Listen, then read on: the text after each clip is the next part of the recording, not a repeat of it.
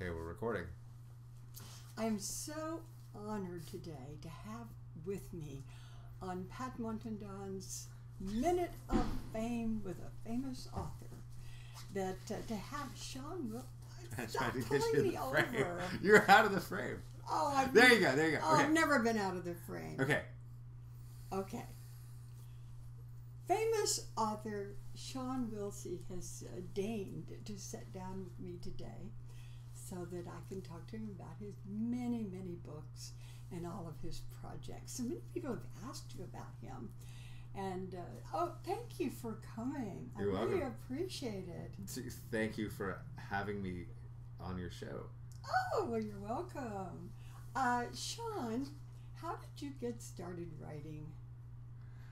I know you didn't do well in school, so... I guess I got started writing because of you, Mom, because you were a writer, and so I wanted to do what you were doing, and I really admired your writing and used to read your writing to me and to Dad at the dinner table and stuff, and I just thought a writer was a noble calling. More? About your mother? Yeah. Oh, we might have to pause for a second because I hear my daughter. Hold on. We're just going to pause. Well, no, let's keep going because I can talk forever. Just you talk then. I'll be right back. Yeah. And I want to show you a copy of Sean's first book, Oh, the Glory of It All. And this was, as you probably know, a bestseller really all over the world.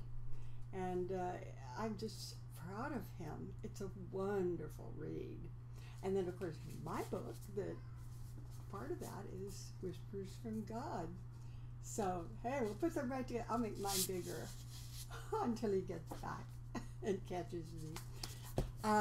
His next book was, I don't have the book, but I had the cover framed, and I had to tear the book apart in order to do that. And that is this book, The Thinking Fan's Guide to the World Cup. And that was a bestseller. I'm back. And wasn't that a bestseller, this book too? You know, my co-editor Matt Weiland tells me that this book was a bestseller and that it was on the extended New York Times bestseller list, but I never saw it there. I mean, I guess I didn't look. So, yes. Just say yes. Yeah, just say yes. Yes. And then he wrote State by State, and this is... I co-edited that again with Matt. And wrote the introduction. Thanks. Tell us about this book. This is a lot of fun because the premise of the book is, as you probably know, during the Depression, when you and your family were traveling all over the South and building churches, which is what your dad did, and I recited edifying poetry. Right, but struggling, it was a hard time. It was a real hard time. One of the things that the government did in order to boost morale in the country was get really great writers who were not very well known at the time, but people like Saul Bellow, Ralph Ellison, Zora Neale Hurston, Mace Swenson, Richard Wright, to go out and describe the country for these guidebooks called the American Guide series. And they're really they're guidebooks, but they're also works of literature, and a lot of those writers would go on to become some of our greatest writers. And so the premise of this was that... Of this? that. So we asked people who we thought were the modern day equivalents of those writers to write about their states or places that, in fact, some people had never been to these states before, and we sent them there, but to do it in a personal way. So the final result, I like to say, is kind of a collective memoir of what it means to be an American now. I find it to be fascinating, and it's also been the kind of book for me that I can pick up and read a chapter and not feel I have to finish the whole thing, in one sitting, which I usually do. No, you can just kind of dip in. I stay up all night reading a book, and this one I can dip into it. Yeah. And it's coming out in paperback? Yeah, it's coming out in paperback in the fall. How has this book, State by State, done in terms of sales? It's done well. It's in its fourth printing, which is great because it's a hard time to sell anything right now. So I'm not sure how many books have actually been sold, but I'm told, again by Matt, that it's in its fourth printing. Hey, I'm going to meet Matt. Yeah. You should meet Matt. You should have Yeah, Matt. I'd like to Matt meet- would be great on the show. He should come on the show. Yeah. Matt, you should come on the show. Yeah, well, hey, we've got a show going here. And I'm going to color my hair. It's got some nice again. features. Can I show some of the decorative features? I guess so. It's got this map, which is done by a cartoonist I really love, who's actually Canadian, called Seth. And these are renderings of all the states with a little icon that the writer of the particular piece came up with to represent their state. So here in California, where we are right now, we got traffic, because William T. Volman writes a lot about the traffic and congestion that has replaced the California dream.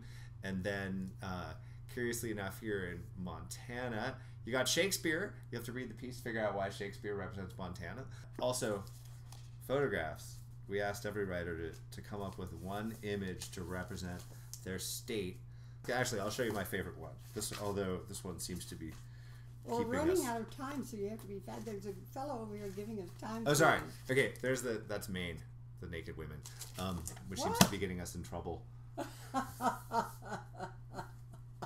Like the Playboy magazine. You never used looked to at that? hide under your that you used to hide under your mattress. I never hid them under my mattress. Where'd you hide them? I'm not telling. Well, too late now. I had a better hiding place Oh, okay.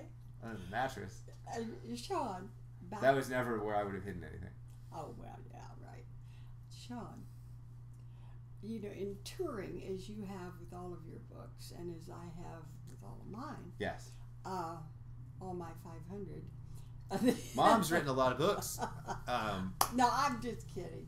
But it can be very difficult when you're touring, and there's strange things that happen. And I remember once I was on a television show in someplace, I think in Minnesota, and I had to follow a monkey. You know, there was an actual monkey on the show, and they were interviewing the monkey, and they kept the monkey sitting there, and I had to go out. Well, God. So you were on with the monkey? With the monkey. What kind of monkey was it? Well, it was a disturbing monkey. Is it a was little like, one or a big one? Or I wanted to get rid of that monkey. did it try to come, you know, Oh, yeah, taking groom you or anything? Yeah. It was like, oh, goodness. Have you had anything, not similar necessarily, but anything weird happen in your tours? You know, people are people, and there are a lot of nuts in the world. I went to Amsterdam because it was the Glory of It All was published in Dutch, and the title in Dutch was "Oh wat schitterend allemaal." So that was funny that the word for glory in Dutch is schitterend. And I was while I was there, staying in the same hotel as me was this guy Jay McInerney. You know Jay McInerney? Yes. Right. Okay. So famous writer. Yes.